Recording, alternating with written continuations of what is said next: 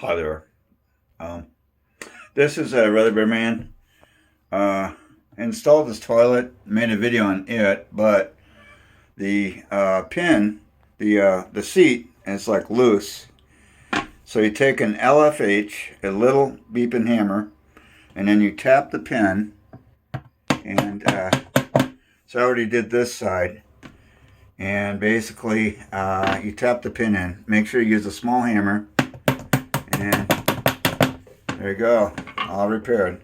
These are this is like a cheap toilet seat that comes with the toilet, but I usually buy another one. But I'm so freaking poor, so to fix the cheap toilet seat, you gotta kind of maintain with the pins. And the idea is to not drop the camera into the toilet when filming.